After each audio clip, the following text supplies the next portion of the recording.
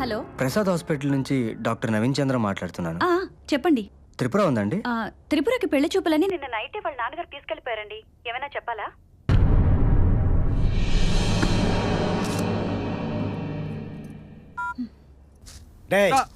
నువ్వు చెప్పేది నిజమేనా? అది అబద్ధం అని తేలిందో నీ అంతు చూస్తాను. నీ పెళ్ళానికి తమ్ముడిని, నీకు బామర్దిని నన్నే అనుమానిస్తావు బావా? కావాలంటే కర్పూరం తెప్పించు, ప్రమాణం చేసి నా నిజాయితీ నిరూపించుకుంటా. ఇది కర్పూరమా కోల్డ్ పైన చూసావక్క దీని కుట్ర? ఇంత ముద్ద తెచ్చి నన్ను కాల్ చేయాలని చూస్తుంది. ఏవే పిల్ల పిచ్చాచి ఇంత కుట్రపడవా? ఇల్లు లోపలికే. అది కాదురా, ఇది వాడెవడతోనో తిరుగుతుంటే నువ్వేం చేస్తున్నావు? గబ్బిలలో అక్కడే పడి చచ్చావుగా. నేను గబ్బిలం అయితే ఆవిడ గద్దలా తన్నుకుపోయి సిటీ మొత్తం తిప్పాడు. అరిచి ఆపొచ్చు కదరా. నేను అరిస్తే ఆపడానికి ఆడ బైక్ ఏమన్నా మన దొడ్లో గౌడిగేదనుకున్నావా? అయినా బావా నీ కూతురు ఫుల్ కోఆపరేషన్ లే, మధ్యలో నేను పీకేదే ఉంది. ఇంత జరుగుతున్నా చూడు, బియ్యంలో రాళ్ళు ఎరుకుంటూ మట్టి సొత్తలు ఎలా కూర్చుందో. పెట్టిదానికి ఎక్కడ చచ్చిందా నీ కూతురు? గుడికెళ్ళిందండి. విన్నావుగా అది చేసిన నిర్వాహకం. ఈ విషయం ఊళ్ళో తెలిస్తే దానికి అసలు పెళ్లి అవుతుందా? అదేంటి బావా అలా అంటావు? వరదలు వచ్చాయని వరి నాట్లు ఆపేస్తావా? వడగళ్ళు పడ్డాయని కోతలు ఆపేస్తావా? అది పెద్ద మన సాయం దగ్గర నుంచి ఇంట్లో చాపేసి కూర్చున్నా. నువ్వు నాకు ఇచ్చి ఎప్పుడు పెళ్లి చేస్తావా అని. నేను లేను, నన్ను అడగడానికి నీకు మొహమాట ఏంటి? కొడతా నీ బతుకు జాడా అని. మళ్ళీ దాంతో పెళ్ళి నోరెత్తావంటే నాలుగు చీరేస్తాను అద్దవని. ఎన్నిసార్లు చెప్పినా సిగ్గుంటది. అది కాదు బావునామా, అదిగో వచ్చాడు చూడు. నువ్వేమో మా చిట్టి నేర్చుకుని రౌండ్లు తిరిగితే ఈడ మా బావ నన్ను రౌండ్లు వేస్తున్నాడు. ఆ ఫేస్ చూడు ఎలా ఉందో, అంకుశం సినిమాల విలన్ లాగా. బావా ఇప్పుడు అడుగు బావ, ఏం చేస్తారు చూద్దాం.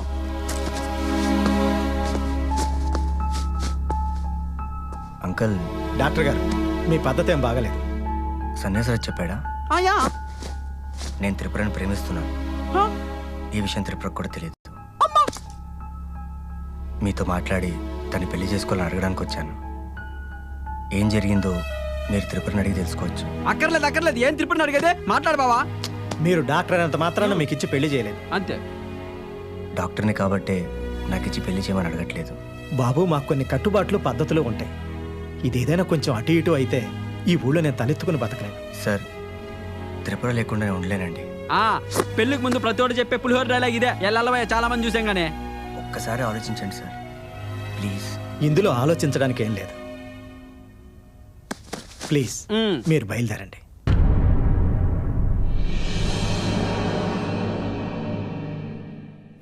థ్యాంక్స్ బావా. బయలుదేరు. 20 ఏళ్ళ నుంచి దిక్కుతున్నాం, మాకే దిక్కులేదు. ఇక్కడ పెద్ద పొడుచుకొచ్చాడండి పల్లి వెలుగు బస్ ఎక్కే.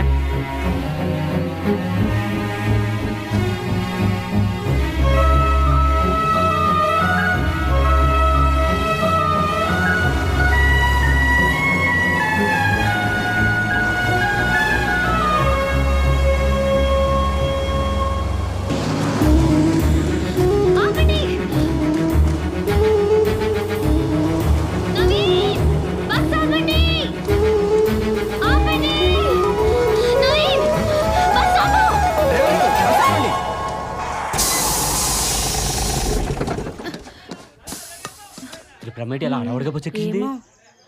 పద లేచిపోదాం. మా వాళ్ళు అంతే, కులాలు కట్టుబాట్లు అంటారు. మన ప్రేమ కంట పంతాలు పట్టింపులు ఎక్కువ. వాళ్ళు ఎప్పుడు ప్రేమించుకోలేదు కదా, అందుకే దా లేచిపోదాం. మీ వాళ్ళని ఒప్పించడానికి ఒకసారి ట్రై చేద్దాం. ట్రైలు గీలు ఏం లేవు. నువ్వు ఇంత దూరం ఎందుకు వచ్చావు? నాకోసమే కదా. అది కాదు, మీ వాళ్ళకి ఇష్టం లేకుండా నేను ఎలా నువ్వు ప్రేమించింది అన్నా మా నాన్న. అమ్మా ఏంటి పత్యాపారం? ఈ పంచాయతీ ఇప్పుడు తేలదు గాని ముందు మీరు బస్సు దిగితే మేము బయలుదేరి వెళ్తాం. వీళ్ళెవ్వరం తేలేవరకు ఈ బస్సు కదలదంతే. శివనారాయణ, ఓ శివనారాయణ, ఓసారి బయటికి రావయా.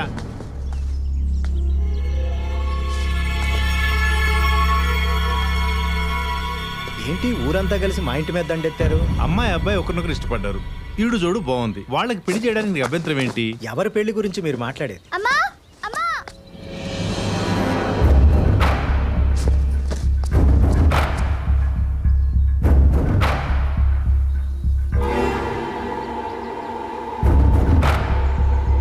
ఇదిగో శివనారాయణ, ఈ కాలం కుర్రోళ్ళు అమ్మాయిల్ని పాస్బుక్ లో చూసి లేపుపోతున్నారు తెలుసా? పాస్బుక్ కాదురా బాబు, ఫేస్బుక్.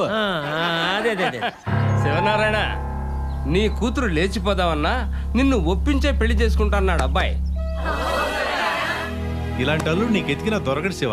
అది కాదన్నా, పెళ్ళి కదా, ఆ అబ్బాయి కులం ఏమిటో గోత్రం ఏమిటో తెలియకుండా. శివన్న, మన కులపోండి చేసుకుంటేనే అమ్మాయి సుఖపడుతుందన్న గ్యారంటీ ఏమీ లేదు. తనకు నచ్చిన వెంట చేసుకుంటేనే అమ్మాయి సుఖపడుతుంది. అవును శివనారాయణ, ఈ పెళ్లి జరిగితే ఊరు ముందు తలదించుకోవాల్సి వస్తుంది అనుకున్నాను. ఊరంతా కలిసి పెద్దలై నా బిడ్డను ఆశీర్వదిస్తానంటున్నారు. నేనెందుకు కాదంటాను? ఈ పెళ్లి మీ చేతుల మీదగానే జరిపించండి. నేను ఒప్పుకోను. ఒరేయ్, ముష్టి ముదరష్టపులాయాలారా, ఒకరికి లోకల్ ఫీలింగ్ లేదురా. 25 ఏళ్ళుగా మీ మధ్య పుట్టాను పెరిగాను. ఒకడన్నా నాకు సపోర్ట్ చేశారా? బయట నుంచి ఎవడో వచ్చి మైనే పేరుకి అంటే మా చిట్టి నుంచి ఆవో మీ అని వాడికి పెళ్లి చేసేస్తారా? ఒరే సన్నాసే, ఊళ్ళో తాటి చెట్టు కూడా నీకన్నా ముందు పుట్టి పెరిగింది, దానికి ఇచ్చేస్తామా? తాటి చెట్టుకి నాకు తేడా లేదరా? ఉందని నువ్వు అనుకుంటున్నావు, ఊళ్ళో మేము ఎవరు అనుకోవట్లేదురా. బావా, నీ బామర్తిని ఒక్కొక్కడు అంతేసి మాట్లాడుతుంటే నోట్లో ఎలక్కే పెట్టుకున్నావా? ఏం మాట్లాడవా? ప్రతి అడ్డమైన అదవకి సమాధానం చెప్పాల్సిన అవసరం నాకు లేదు బాబాయ్. నా కూతురు మెచ్చినోడే నా అల్లుడు.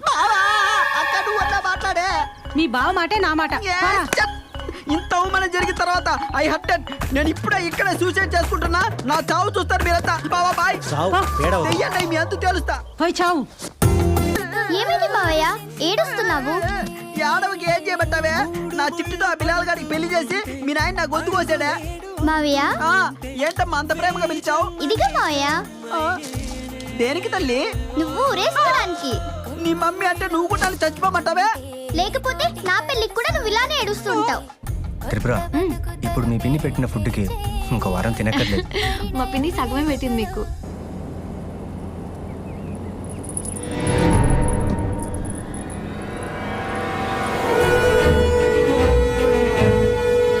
ఆపండి ఆపండి, బండి ఆపండి, ఒకసారి బండి ఆపండి. ఏమైంది? ఆపండి.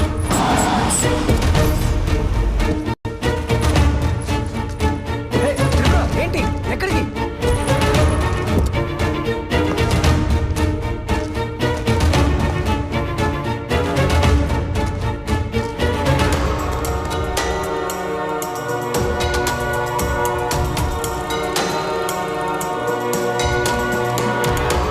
నన్ను గుర్తుపట్టారా?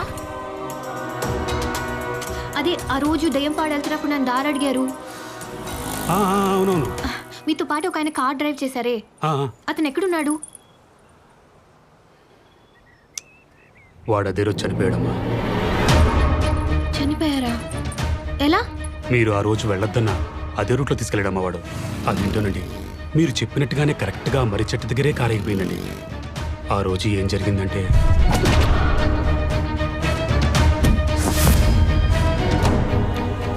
అంతా నమ్మలేనట్టుగా జరిగిపోయిందమ్మా. ఇదిగో ఆ విషయమేమో వాడితో మాట్లాడుతానమ్మా. త్రిపుర, ఏమైంది? మీ ఫోన్ ఇవ్వండి.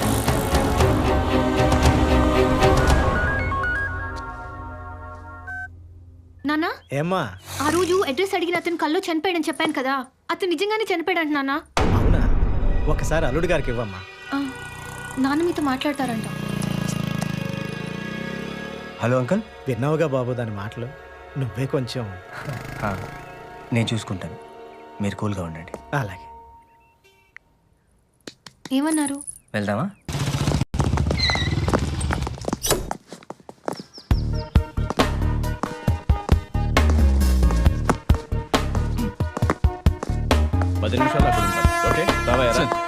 ఈయనెవరో తెలుసా? ఈశ్వరుడు ఫాదర్. రోజుకు 3 సార్లు వస్తున్నాడు నా దగ్గరికి. నీకు కంప్లైంట్ ఇచ్చినా పట్టించుకోవట్లేదని చెప్తున్నాడు. అదే కేసు మీద వర్క్ చేస్తున్నాను సార్. ఈ కబుర్లు కానిస్టేబుల్ కూడా చెప్తాడు. అది కాదు సార్, మనం పట్టించుకోవడం లేదని మీడియా ముందుకెళ్తానంటున్నాడు. ఎవరు సమాధానం చెప్తారు అతనికి? నాకు బలమైన క్లూ దొరికింది సార్. తొందరలోనే ఈ కేసు క్లోజ్ చేస్తాను. చెప్పడం కాదయ్యా, చేసి చూపించు.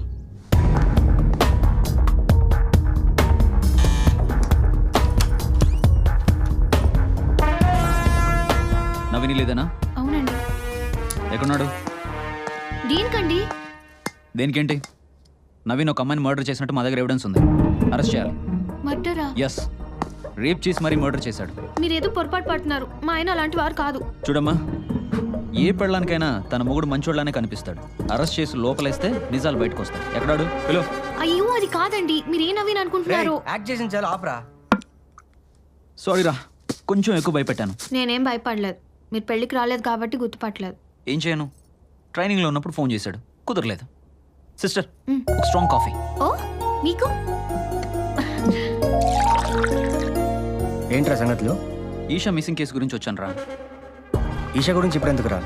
వదిలే. వదిలేయడానికి అది వస్తూ కాదరా, అమ్మాయి.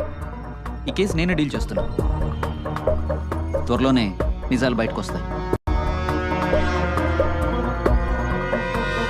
Coffee. Yeah, thank you. Coffee చాలా బాగుంది సిస్టర్. మీ మ్యారేజ్ లైఫ్ కూడా ఇలాగే బాగుండాలని కోరుకుంటున్నాను. బై ద వే, వీడికి అమ్మాయిల ఫాలోయింగ్ ఎక్కువ. ఓ కన్నేసి ఉంచు. వస్తాను. వస్తారా? బాయ్ రా. హలో సార్ నమస్తే. వస్తున్నారా ఇవాళ? వస్తున్నా. ఈషా అంటే ఎవరు? ఇంతకుముందు నాతో పనిచేసేది, తను నా కొలీగ్. తను మిస్సింగ్ అంటున్నారు, ఏమైంది? ఆ విషయాలు నీకెందుకు? అలా కాదండి, త్రిపుర లేనిపోని విషయాలు తలదూర్చుకో. సరే, ఇప్పుడు మనం ఎక్కడికి వెళ్తున్నాం?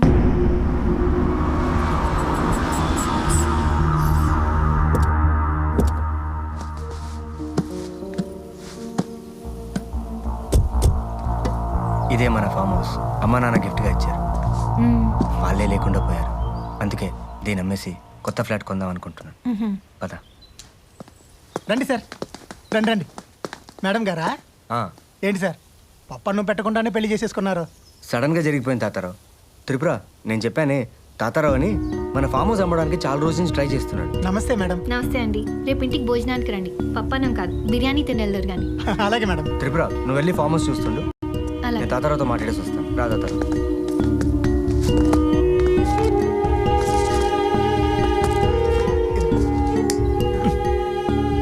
మంది ఇంకా మానలేదా? పగళ్ళు మానేశాను సార్. మరి రాత్రి? మానేస్తాను సార్.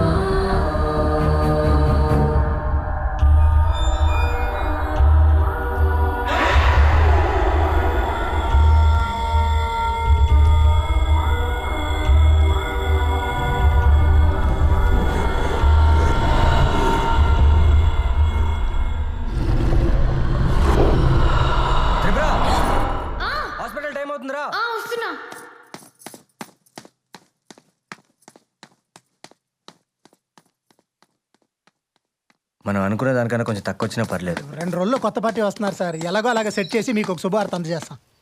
రేపు ఇంటికి రావడం మర్చిపోకండి భోజనానికి. తప్పకుండా. పప్పన్నం అయితే మర్చిపోయి ఉండేవాడినేమో. బిర్యానీ అన్నారుగా, ఖచ్చితంగా వస్తాను. అలాగే మేడం.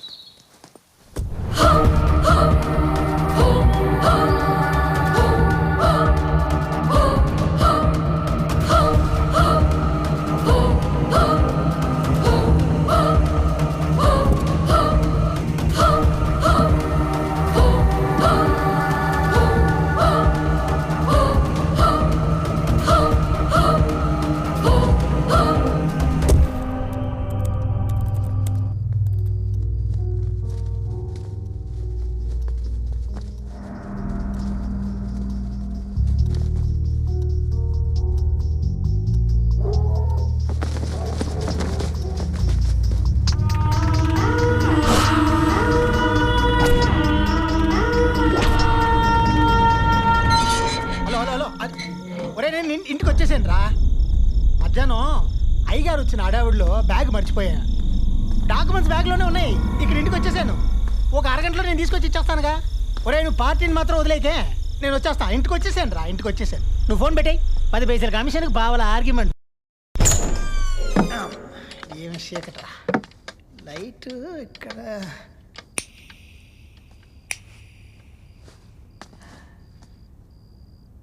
ఉద్యమం ఎక్కడుంది? వస్తా వస్తా. కరెంటు బిల్లు కట్టినా పోతుంది, కట్టకపోయినా పోతుంది.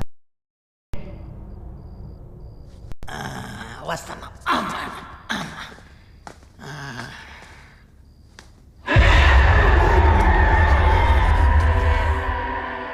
ఎవరో ఎవరు లేరు.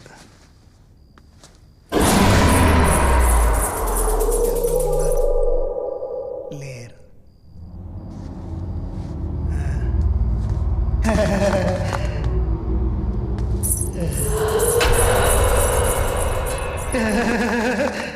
ఎవరో. హలో, నేను తడితాతారు. ఎవరైనా ఉన్నారా? ఎలా ఉంటారు? తాళం నేనేగా తీసా.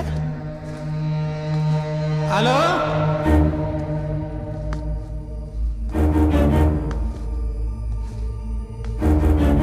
నాకే భయం లేదు.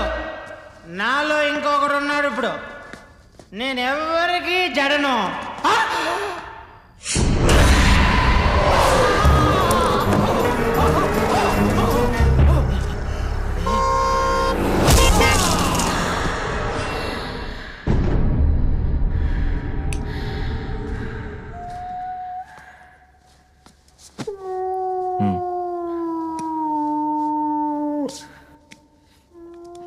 మళ్ళీ కల వచ్చిందా? అది తడి తాతారావు చచ్చిపోయినట్టు కల వచ్చిందండి.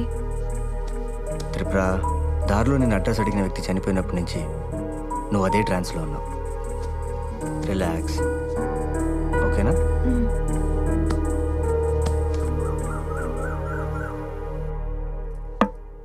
తాతారావు ఫోన్ ఎత్తట్లేదండి. నువ్వు చేసావా?